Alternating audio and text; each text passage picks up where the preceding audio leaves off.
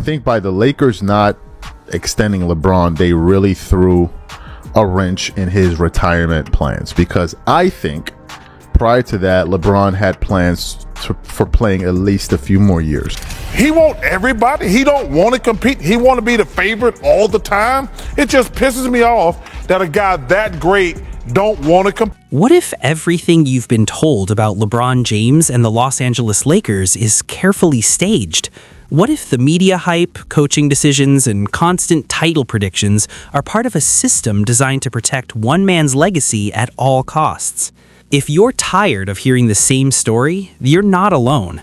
This isn't about denying LeBron's greatness, because he is great, but about exposing how ESPN analysts keep selling false hope, how the Lakers front office appears to value loyalty over winning, and how Charles Barkley has become one of the few voices willing to say out loud what so many others only think. Where you can direct a voice, create realistic dialogue, and so much more. Edit these placeholders to get started.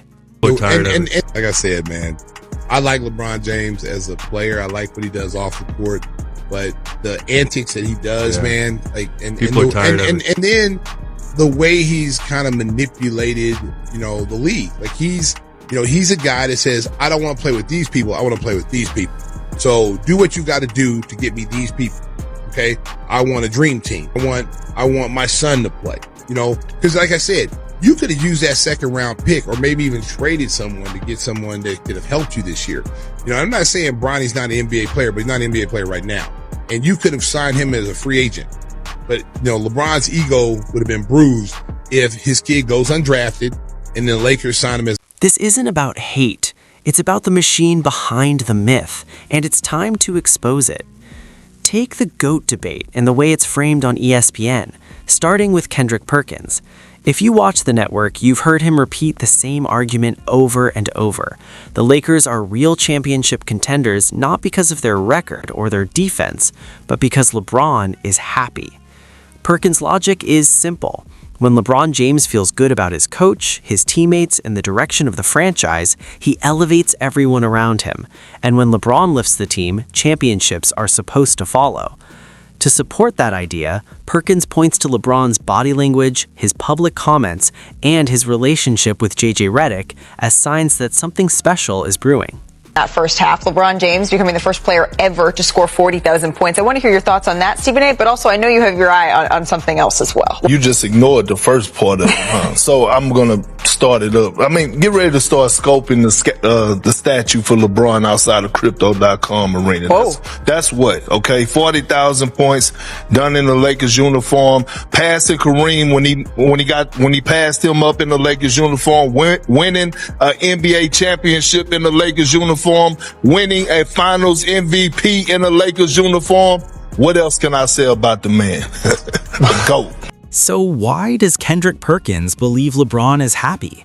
Because the Lakers hired JJ Redick, his podcast partner and close friend, and because they've allowed him to share the court with his son, Bronny. In Perkins' view, the franchise is giving LeBron everything he wants. But this is where reality hits hard. Happiness doesn't win championships. Talent, defense, depth, and health do.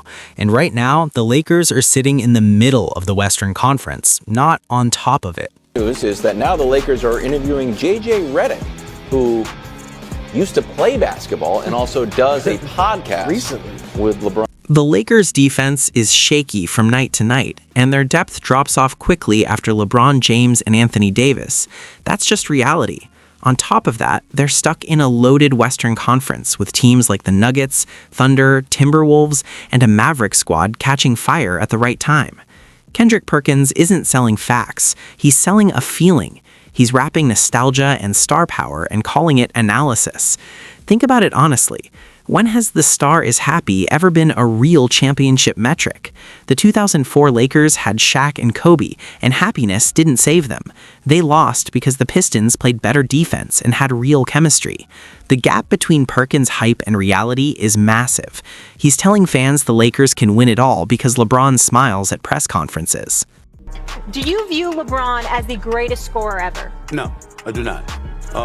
The greatest scorer ever was Michael. Meanwhile, real contenders are drafting intelligently, developing young talent, and building deep, sustainable rosters. The Lakers aren't doing any of that.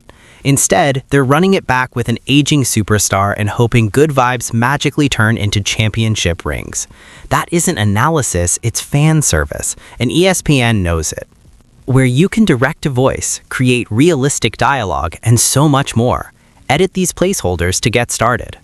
Malika, so I'm told the Lakers gave JJ Redick a 2-year extension, so that gives them a total of 5 years through 2029, 2030 at $45 million. So this makes it clear JJ Redick is the coach, not just now, but moving forward for the long term. In early 2025, reports surfaced that the Lakers were planning to extend JJ Redick's contract, and it sent a clear message.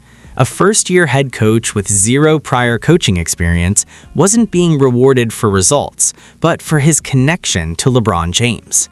Rob Pelinka, the Lakers' general manager, didn't wait for answers. He didn't wait to see how the season finished, whether Redick could adjust in the playoffs, or even whether the team could win a single series.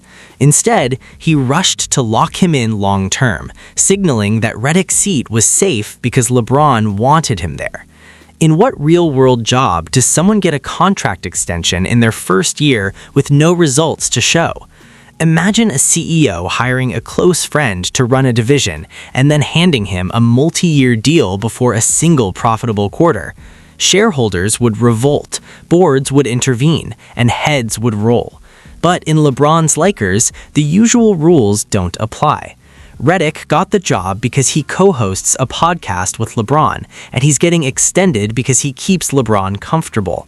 This isn't about playbooks or adjustments. It's about vibes and control. Coach with a special voice that's really helping us to continue to define the culture of Lakers excellence, and which just wanted to make a clear statement that this is what we believe in, what we're going to lean into, and what our players are going to mold into as we continue to develop the identity. I think having long-term planning is helpful as we build this team. Look at how real organizations operate. The Celtics made Joe Mazzulla prove himself before committing long-term. The Thunder built their coaching staff with patience and structure. Even the Nuggets required Michael Malone to earn job security through playoff success. The Lakers, by contrast, are handing out extensions like favors. And it's not just fans noticing. Amin El-Hassan, a former NBA front office executive turned media voice, has been calling this out. He said the Lakers are more focused on managing LeBron's preferences than building a sustainable winning culture. El-Hassan's criticism carries extra weight because he's been inside NBA front offices. He understands how these decisions are supposed to be made. What he sees in Los Angeles is a franchise that has handed the keys to its star player. Great guy. But this notion that he's got to have all the best players on his team. He's got Kyrie Irving and Kevin Love. He wants everybody. He don't want to compete. He want to be the favorite all the time. It just pisses me off that a guy that great don't want to compete. That's not how the Spurs operated under Greg Popovich. It's not how the Warriors built their dynasty, and it's certainly not how Pat Riley ran the Heat. The Lakers have turned themselves into a case study in player empowerment, and not the good kind. When a franchise prioritizes keeping one player happy instead of building the best team possible, everyone loses, except the analysts still selling the dream. That brings us to the one voice who refuses to play along, Charles Barkley. While Kendrick Perkins hypes vibes and ESPN pushes optimism, Barkley does something rare. He tells the truth. He's openly criticized modern NBA stars for what he calls a betrayal of the fans, arguing that today's superstars care more about controlling narratives, handpicking teammates, and protecting legacies than actually competing. Jordan, LeBron is amazing. The reason I give Jordan the edge, LeBron has stacked his teams. Let's be realistic. They go through the grind, and to lose, which Michael did. When I was watching that documentary, I was like, damn, I forgot how bad the Pistons beat him up. Like, we all want to win. But the struggle is part of your legacy.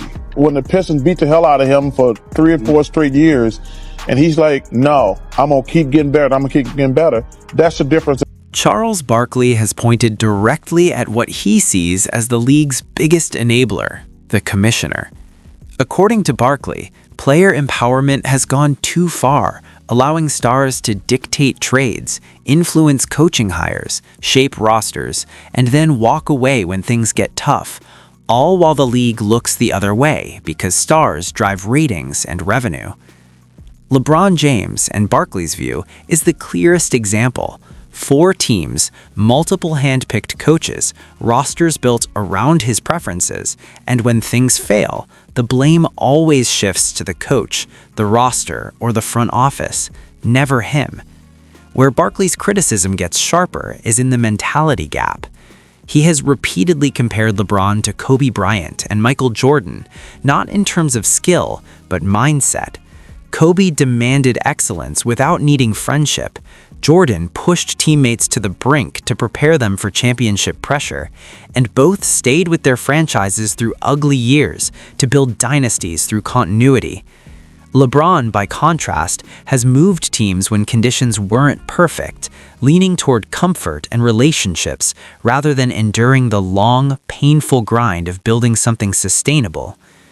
Barkley isn't denying LeBron's greatness. He's arguing that LeBron represents a new era where stars have more power but less patience for adversity, and fans pay the price emotionally and financially as the league drifts toward brands over competition. When you connect the dots, the pattern becomes clear. ESPN analyst